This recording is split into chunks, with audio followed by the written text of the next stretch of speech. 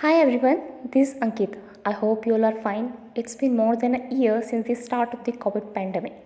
We all are getting bored by staying at home and eagerly want to go somewhere far away from our monotonous routine.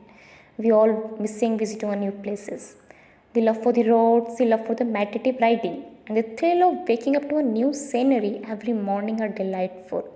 No doubt, nothing is more refreshing than a traveling, and bike make it more fascinating. So I think you all are getting confused like why I'm talking about this traveling today. Okay, let me tell you. This time I bring you a traveler named Road to the Mekong by Pia Bahadur. Four women, six countries, and 17,000 kilometers. And these four women are Pia Bahadur, the author. Second is JB, who is a professional architect but takes on freelance projects just so that she has the means and flexibility to indulge in her first love, that is traveling. Shanti, a constable in the Telangana police, and Shilpa Balakrishnan had given up her corporate job to start her own travel company. So their whole journey started after completing the formalities of passports, visas, international driving permits, car nets, road permits. That is indeed a meticulous task.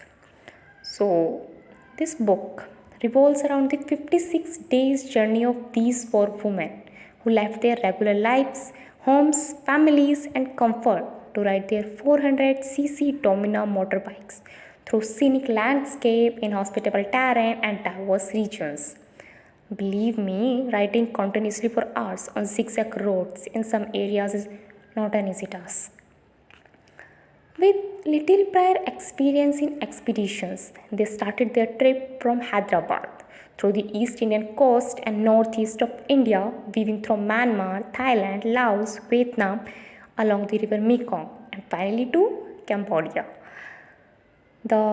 In this book, the beautiful sunsets and the picturesque description by the author at every stage is so realistic that it stole my heart.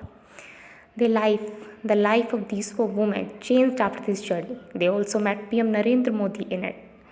So, this book also helps in increasing geographical and historical knowledge of different places. Plus, it helps us wonder how demographics, culture, cuisine, looks, language, and so much more change as we move to one places to another. Just a matter of a few kilometers. It shows us diversity.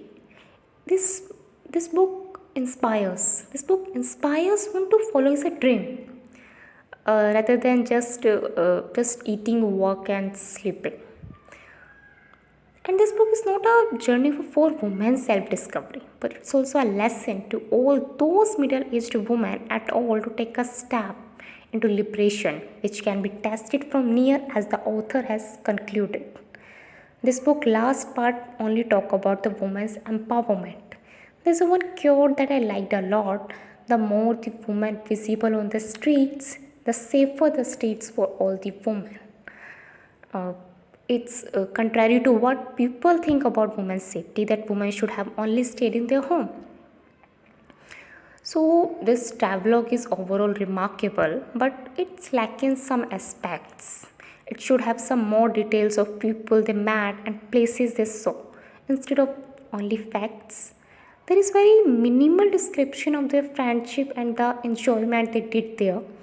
There is insufficient detailing about the characters. She didn't focus on seeing the nitty gritty of everyday life of the countries they visited. Even the meeting with the India's Prime Minister Narendra Modi was not even written properly. It could have been more engaging, but yeah, overall narration is okay.